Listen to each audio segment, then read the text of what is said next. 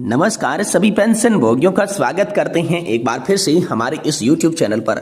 दोस्तों इस वक्त की EPS 95 पेंशनर्स और कर्मचारियों के लिए बड़ी खबर निकल कर आ रही है।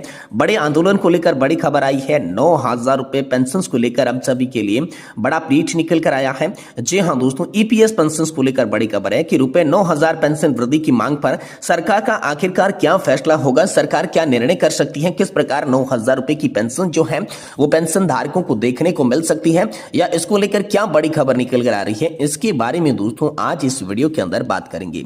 साथ ही दोस्तों हम बात करेंगे EPS 95 पेंशन भोगियों को 9,000 रुपए की पेंशन की गारंटी कहीं ख्वाब या फिर झांसा तो नहीं। जी हां दोस्तों, पिछले ही सप्ताह वित्त मंत्री, राष्ट्रपति और भारत के CJI को ईमेल भेजा गया था। वेतन वृद्धि और अधिक जानकारी उसमें दी गई थी। इसके बाद दोस्तों 9,000 रुपए की पेंशन की गारंटी को लेकर अब बात आई है कि यहां पर गारंटी कोई झांसा तो नहीं है, क्योंकि पेंशन भोगियों के मन में लगातार भ्रम पैदा किया जा रहा है। सुप्रीम कोर्ट में राजनेताओं की पेंशन के खिलाफ जनहित याचिकाएं हाल फिलहाल में दायर हो रही है। तो आखिरकार 9,000 रुपए की पेंशन जो वो कहीं झांसा तो नहीं नजर आ रही है, इसको लेकर क्या बात सामने आई है, इसके बारे में बात करेंगे। और वहीं बात करेंगे EPS 95 पेंशन बढ़ोतरी के ऐलान को लेकर कितनी आपकी पेंशन बढ़ेगी, यानी कि EPS पेंशन बढ़ी है या फिर नहीं बढ़ी है। कर्मचारी भविष्य निधि संगठन से कौन सा बड़ा ऐलान हुआ है, कर्मचारियों को इनसे कितना फायदा होगा या फिर क्या नुकसान होगा, इसके बारे में भी दोस्तों आज इस वीडियो के अंदर बात करेंगे। इसलिए आप सभी कर्मचारी पेंशन धारकों के साथ साथ EPS 95 के अंतर्गत आने वाले निजी सेक्टर के पेंशन धारकों के लिए आई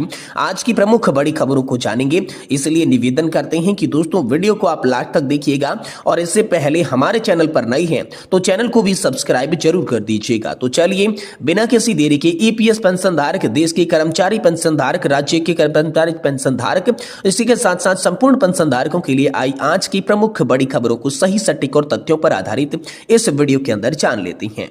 सबसे पहले हम बात करेंगे EPS 95 पेंशनर्स और कर्मचारी के लिए बड़े आंदोलन को लेकर खबर आ रही है। 9,000 रुपए पेंशन को लेकर आखिरकार क्या बड़ा ब्रीच आया है, EPS पेंशन की क्या बड़ी खबर आई है, रुपए 9,000 पेंशन वृद्धि की मांग पर सरकार का क्या फैसला होगा, सरकार किस तरीके से फैसला ले सकती है, इसके बारे में।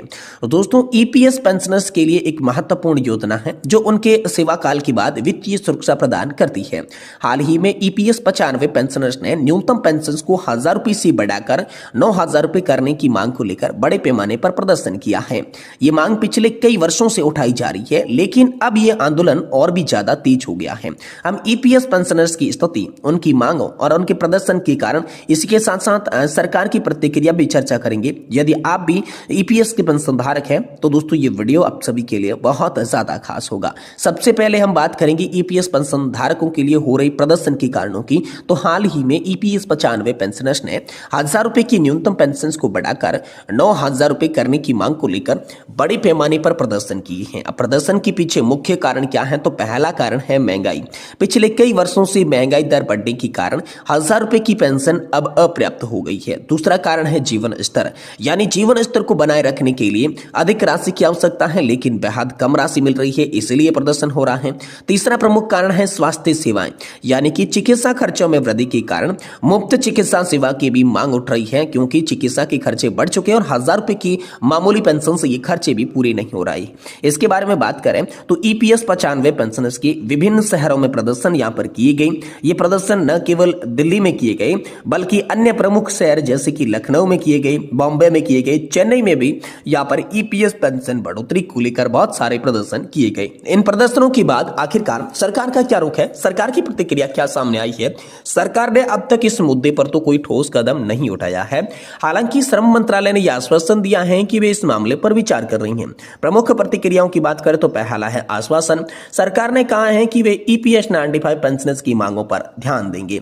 इसके बाद यहां पर इस संबंध में कोई घोषणा की जो उम्मीद जताई जा रही थी वो बजट से जताई जा रही थी, लेकिन बजट से यहां पर कोई उम्मीद नजर नहीं आई। तो यहां पर हम सभी के लिए जो उम्मीद है अगली सेंट्रल बोर्ड ऑफ ट्रस्टीज की बैठक को लेकर की जा रही है कि वहां पर हम सभी के लिए फैसला हो सकता है।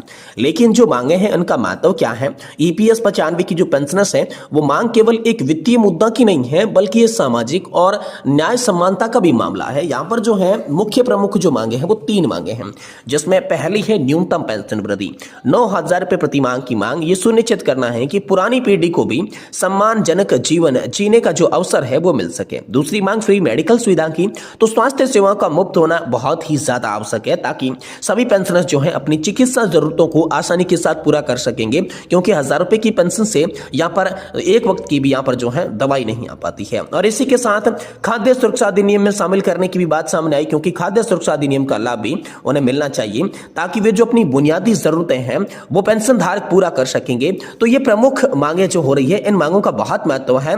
ये सामाजिक न्याय के साथ साथ समानता की मामला है, लेकिन ये केवल वित्तीय मुद्दा नहीं नजर आ रहा है। वहीं दोस्तों बात करें तो ईपीएस 95 पेंशन भोगियों को 9,000 रुपए की पेंशन की जो गारंटी है वो कहीं ख्वाब या फिर झांसा तो नहीं है, इस प्रकार की भी बात सामने आ रही है, क्योंकि पिछले ही सप्ताह वित्त मंत्री, राष्ट्रपति और भारत की सीजीआई ने ईमेल भेजा गया था। वेतन वृद्धि और अधिक जानकारी इसमें दी गई थी, जिसके बाद ईपीएफ पेंशन भोगियों के मन में भ्रम पैदा किया जा रहा है और सुप्रीम कोर्ट में भी राजनेताओं की पेंशन के खिलाफ लगातार जनहित याचिकाएं दायर की जा रही है। तो आखिर क्या है, देखिए दोस्तों, यहाँ पर कर्मचारी भविष्य निधि संगठन जो कि ईपीएफओ और केंद्र की मोदी सरकार पर पेंशन भोगी लगातार शब्दों का तीर चला रही हैं।